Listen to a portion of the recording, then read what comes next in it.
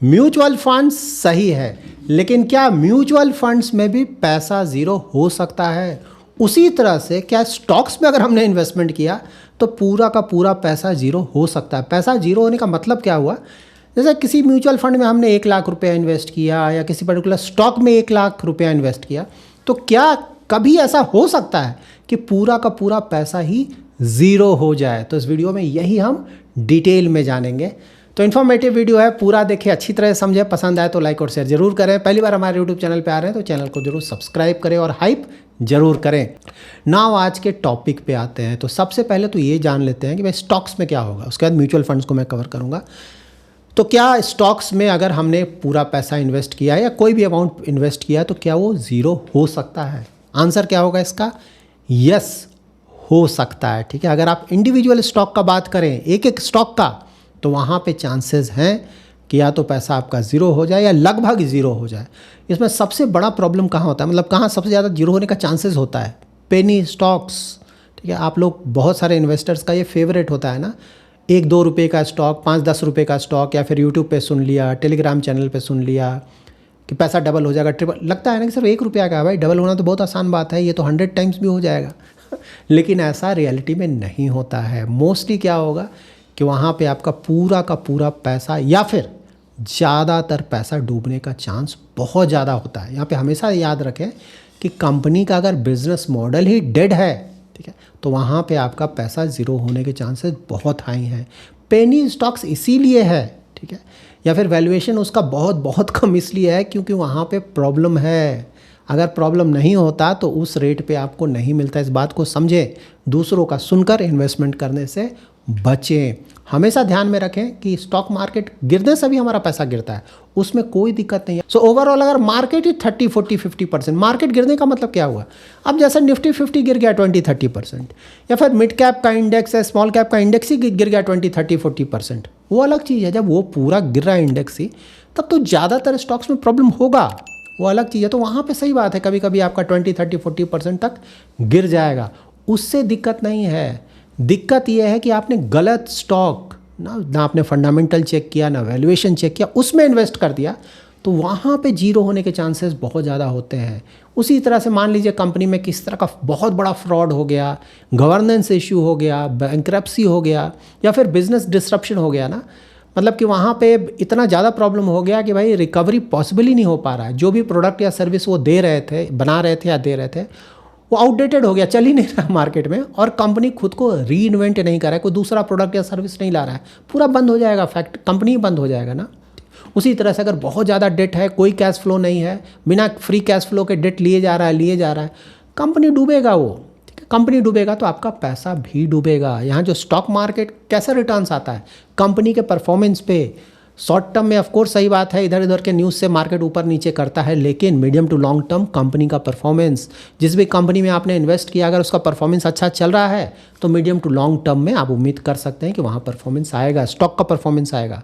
और आपने घटिया कंपनी में इन्वेस्ट कर दिया, तब तो आप समझ ही रहे हैं आपके पैसे के साथ क्या होगा। होपफुली अभी तक आप समझ गए होंगे। यहाँ पर देखिए, ध्यान ये रखिए ना कि अगर आप वेरी रिस्की स्टॉक्स में इन्वेस्ट करने जा रहे हैं, थोड़ा बहुत अगर चाहें तो एलोकेशन ले सकते हैं, आपका हार्ड अर्न मनी है ना, आप जो चाहे करें अपने पैसे के साथ। लेकिन हाँ, यहाँ पे ध्यान ये रखें कि अगर वेरी वेरी रिस्की स्टॉक के साथ जा रहे हैं ना, तो वहाँ पे एलोकेशन थोड़ा कम रखें, मतलब ज़्यादा 5 से 7%, उससे ज़्यादा एक पर्टिकुलर स्टॉक में, अगर वो बहुत रिस्की है तब इन्वेस्टमेंट उससे ज़्यादा ना करें पूरे कॉर्पस का। लेकिन हाँ, अगर बहुत अच्छे क्वालिटी का, फंडामेंटली बहुत अच्छा स्टॉक है, वैल्यूएशन ठीक ठाक है, रीजनेबल है, तब तो ठीक है भाई, 10-15% भी बहुत अच्छे क्वालिटी की एक स्टॉक में इन्वेस्ट किया जा सकता है, ठीक है। लेकिन हाँ, अगर बहुत ज़्यादा रिस्की है, रिस्क आपको लग रहा है कि नहीं भाई या तो बनेगा या डूबेगा, तो वहाँ पे थोड़ा सा लिमिटेशन रखना चाहिए, ठीक है, 5-7%। खासकर पेनी स्टॉक्स जैसे ना, कुछ लोगों को लगता है ना मैं तो करूँगा ही, ठीक है, मैं किसी भी कीमत पे यहाँ पे करूँगा, थोड़ा एक्सपोजर कम रखें कि अगर पैसा डूबे भी तो आपका पूरा पोर्टफोलियो बुरी तरह से हिट ना हो। देखिए, अच्छा क्वालिटी रखेंगे, मीडियम टू लॉन्ग टर्म में वहाँ से बहुत अच्छा रिटर्न आएगा, हमेशा इस बात को ध्यान में रखें। तो जब भी आप इन्वेस्टमेंट करने जाएँ तो ज़्यादातर जो स्टॉक्स हैं आपके पोर्टफोलियो में बहुत अच्छे क्वालिटी के होने चाहिए। बहुत अच्छा क्वालिटी मीन्स फंडामेंटल्स बहुत अच्छा हो और रीजनेबल वैल्यूएशन हो। मैं ये नहीं बोल रहा हूँ बहुत सस्ता वैल्यूएशन, अगर अच्छा क्वालिटी है तो बहुत सस्ता वैल्यूएशन मिलेगा ही नहीं, वैल्यूएशन थोड़ा ज़्यादा होगा, लेकिन थोड़ा ज़्यादा होना और बहुत ज़्यादा होना दोनों में डिफरेंस है। तो इस बात का आप ध्यान रखें। एक और बहुत बड़ा रिस्क होता है ना, एवरेज करना स्टॉक्स में। बहुत लोगों का ये है ना, खासकर रिटेल इन्वेस्टर्स। अब कोई मान लीजिए आपने 100 रुपीज़ का स्टॉक खरीदा, अब वो 50 रुपीज़ का हो गया, आधा हो गया। अब अरे 50 रुपीज़, अब कितना गिरेगा, तो आपने फिर से उस पर इन्वेस्टमेंट कर दिया। 50 रुपीज़ से आ गया 30 रुपीज़, आपने और किया, अरे 30 आ गया, अब कहाँ गिरेगा, पता चला 30 से 10 पे आ गया। अभी भी आप इन्वेस्टमेंट किए जा रहे हैं या फिर उसको नहीं बेच रहे हैं। ये बहुत गलत तरीका है इन्वेस्टमेंट करने का। कहीं ना कहीं आपको अपने लॉसेस कट करने चाहिए, हमेशा ध्यान में रखें। पहले भी शायद मैंने बताया था ना, और पॉपुलर भी है ये ना। देखिए, अगर कोई गार्डन है, उसमें एक फूल है और उसमें कुछ घास है, तो आप घास को हटाओगे, फूल को नहीं हटाओगे। हम लोग फूल को ही तोड़ लेते हैं, घास को छोड़ देते हैं। पोर्टफोलियो में जो अच्छे स्टॉक्स हैं, फंडामेंटल अच्छा है, जो कि लगातार अच्छा कर रहा है, अच्छा करने के बाद भी वैल्यूएशंस थोड़े रीजनेबल हैं, वहाँ पे ज़्यादा पैसा डालेंगे।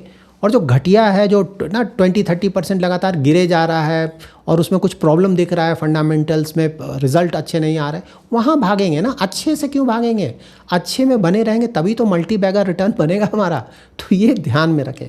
अब म्यूचुअल फंड्स पे आते हैं, तो फिर से वही क्वेश्चन, क्या म्यूचुअल फंड्स जीरो हो सकता है? 1 लाख मैंने इन्वेस्ट किया, क्या पूरा का पूरा 1 लाख उड़ सकता है कि नहीं? तो प्रैक्टिकली इसका आंसर क्या होगा? नो, ये पॉसिबल मोस्टली नहीं है। मोस्टली इसलिए बोल रहा हूँ कि इम्पॉसिबल का मतलब ही होता है इम्पॉसिबल, ठीक है। बट हाँ, ये ऑलमोस्ट मैं बोल रहा हूँ इम्पॉसिबल। इसका सबसे बड़ा रीज़न क्या है? डाइवर्सिफिकेशन या फिर ओवर डाइवर्सिफिकेशन। म्यूचुअल फंड तो ओवर डाइवर्सिफाइड होता है ना। एक इक्विटी म्यूचुअल फंड स्कीम में आप इन्वेस्टमेंट करने जाएंगे, उसमें कितने स्टॉक्स होते हैं? 40, 50, 60, 70, 100, 150। यस, कुछ स्कीम्स ऐसे हैं जहाँ के 100+ स्टॉक्स में भी इन्वेस्टमेंट होता है। तो वहाँ पे ये मानकर चलना कि वो 50, 60 या 70, 80, 90, 100 सारे के सारे स्टॉक्स, मतलब वो सारी कंपनीज ही बंद हो जाएंगी या सब ज़ीरो हो जाएगा वैल्यू, मतलब ये सोचना सही नहीं होगा। आई होप यू अंडरस्टैंड ना। 1-2 कंपनी बंद होता है, 5-10 कंपनी बंद होता है, चलो ठीक है। लेकिन 50-60 कंपनी एक साथ पूरा बंद हो जाए, 100 कंपनी एक साथ पूरा बंद हो जाए, संभव नहीं है ऐसा ना। ऐसा शायद तभी हो जब पूरा का पूरा इकोनॉमी ही ख़त्म हो जाए उस कंट्री का, तब शायद ऐसा हो सकता है। तो मोस्टली ये संभव नहीं लगता है। तो इसीलिए मैं बोल रहा हूँ कि म्यूचुअल फंड्स में अगर इन्वेस्ट किया जा रहा है तो वहाँ पे ये बोलना कि पूरा का पूरा उड़ जाएगा 100%, ये पॉसिबल नहीं लगता है। मोस्टली ऐसा नहीं होगा। आई होप ये आप अच्छी तरह से समझ गए होंगे। लेकिन हाँ, ज़ीरो नहीं होने का मतलब ये नहीं कि गिरेगा नहीं। अगर बहुत बड़ा क्रैश आता है मार्केट में तो इवन 30, 40, 50, 60% भी गिर सकता है। और जो बहुत रिस्की वाले एरियाज़ हैं ना, जैसे थीमेटिक फंड हो गया, सेक्टर फंड हो गया, वो some cases even small caps, वो तो इवन 50, 60, 70% भी गिर सकते हैं, क्योंकि वो बहुत ज़्यादा रिस्की होता है। तो खासकर सेक्टर और थीमेटिक फंड में इसीलिए हमेशा मना करता हूँ कि अगर आपको उस पर्टिकुलर सेक्टर और थीम की जानकारी नहीं है तो ना जाएं। जानकारी है तब जहाँ चाहे इन्वेस्टमेंट करें, वो बिल्कुल अलग बात है। लेकिन अगर जानकारी नहीं है तो नहीं करना चाहिए, क्योंकि सेक्टर और थीमेटिक फंड मतलब 2-3 साल तो बहुत अच्छा किया हो, सही बात है। आपने 2-3 साल का रिटर्न देखकर इन्वेस्ट किया, उस समय उसके नीचे जाने का समय है, क्योंकि सिक्लिकल होता है। अब उस समय पता चला 50, 60, 70% गिर गया। कभी कभी होता है, ऐसा होता है, 50, 60% भी गिरता है, तो आपका पोर्टफोलियो ही आधा हो जाएगा, ठीक है। तो ये सब ध्यान रखें। ज़ीरो होने के चांसेस ऑलमोस्ट नील हैं, लेकिन बहुत ज़्यादा गिरावट आ सकता है। उसी तरह से डेट फंड्स कुछ लोगों को लगता है कि नहीं, यहाँ तो कोई रिस्क ही नहीं है या फिर रिस्क बहुत बहुत कम है। ऐसा नहीं है। डेट फंड में भी कहीं कहीं रिस्क है, जहाँ की प्रिंसिपल अमाउंट भी आपका कम हो सकता है। खासकर क्रेडिट रिस्क फंड्स में, क्रेडिट रिस्क फंड ही ऐसे होते हैं ना जहाँ के वैसे बॉन्ड्स में इन्वेस्टमेंट किया जाता है, जहाँ जिसका क्रेडिट रेटिंग ज़्यादा अच्छा नहीं है, ताकि थोड़ा ज़्यादा रिटर्न जनरेट किया जा सके। तो वहाँ पे मान लीजिए किसी ने कॉन्सेंट्रेटेड पोर्टफोलियो बनाया हुआ है ना, कुछ ही बॉन्ड्स में इन्वेस्टमेंट किया हुआ है और कुछ बॉन्ड्स में बहुत बड़ा एक्सपोजर लिया हुआ है। मान लीजिए किसी कारण से उन बॉन्ड्स में प्रॉब्लम आ गया, किस तरह का डिफ़ॉल्ट आ गया, तो सही बात है, वहाँ तो बुरी तरह से हिट होगा। पहले ऐसा हो चुका है, एग्जाम्पल म्यूचुअल फंड इंडस्ट्री में भी ऐसा हो चुका है, आप लोगों को पता भी होगा। देखिए, आप कुछ इंपॉर्टेंट पॉइंटर्स आपको बता देता हूँ जो कि आपके इन्वेस्टमेंट जर्नी में मदद करेगा। हमेशा ध्यान में रखें, डाइवर्सिफिकेशन करके रखें, सब कुछ मिक्सअप करके रखें, तो वहाँ पे रिस्क कम हो जाता है। म्यूचुअल फंड्स सेफ हैं रिलेटिवली, और अगर सिंगल स्टॉक्स देखें तो वहाँ पे रिस्क बहुत ज़्यादा होता है। इसलिए मैं बोलता हूँ कि अगर आपको ज़्यादा अच्छी जानकारी नहीं है तो स्टॉक्स में ना जाएं, डायरेक्ट स्टॉक्स में आप म्यूचुअल फंड रूट लें, क्योंकि म्यूचुअल फंड्स बिल्कुल सही बात है, ओवर डाइवर्सिफाइड होता है, तो रिलेटिवली सेफ़ होता है। रिस्क यहाँ भी है, लेकिन स्टॉक के मुकाबले सेफ़ होता है।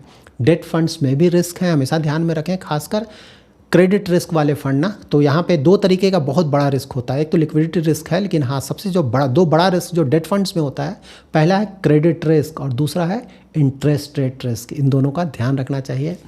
और इक्विटी म्यूचुअल फंड में जा रहे हैं तो स्मॉल कैप्स, थीमेटिक फंड्स और सेक्टर फंड्स में ध्यान से जाएं, क्योंकि रिस्क वहाँ ज़्यादा होता है। और SIP अगर आप कर रहे हैं तो इसका ये मतलब नहीं है कि किसी घटिया क्वालिटी के स्टॉक में, कहीं अब तो स्टॉक में भी SIP कहीं कहीं संभव है ना, किसी घटिया क्वालिटी के स्टॉक में SIP कर रहे हैं, या फिर किसी अच्छे क्वालिटी वाले म्यूचुअल फंड स्कीम को छोड़कर आप किसी घटिया क्वालिटी म्यूचुअल फंड स्कीम में SIP कर रहे हैं, या फिर आप सेक्टर और थीमेटिक फंड में SIP कर रहे हैं बिना सोचे समझे, तो वहाँ तो कभी ना कभी आपको प्रॉब्लम हो सकता है ना। तो ये सब SIP करें, लेकिन SIP करते वक्त भी आपको क्वालिटी का ध्यान रखना है। ऐसा नहीं कि घटिया क्वालिटी में SIP कर रहे हैं फिर भी रिटर्न आ जाएगा, ऐसा तो है नहीं। और सबसे ज़्यादा ज़रूरी है टाइम होराइज़न। अगर अच्छा क्वालिटी रखते हैं, वैल्यूएशन का ध्यान रखते हैं, तो अगर टाइम देंगे, पड़े रहो इन्वेस्टमेंट फिलॉसफी, तो मोस्टली वहाँ पे अच्छे रिटर्न्स आने के चांसेस काफ़ी बढ़ जाते हैं। हमेशा ध्यान में रखें कि रिस्क मैनेजमेंट बहुत ज़रूरी है। रिटर्न्स के लिए बिल्कुल जाए, रिटर्न्स हमें चाहिए, लेकिन रिस्क मैनेजमेंट करते हुए हमें अच्छे रिटर्न्स जनरेट करने चाहिए। उसी को सही इन्वेस्टमेंट बोलेंगे, या फिर स्मार्ट इन्वेस्टिंग बोलेंगे, या फिर पड़े रहो इन्वेस्टिंग बोलेंगे। Thanks lot for watching.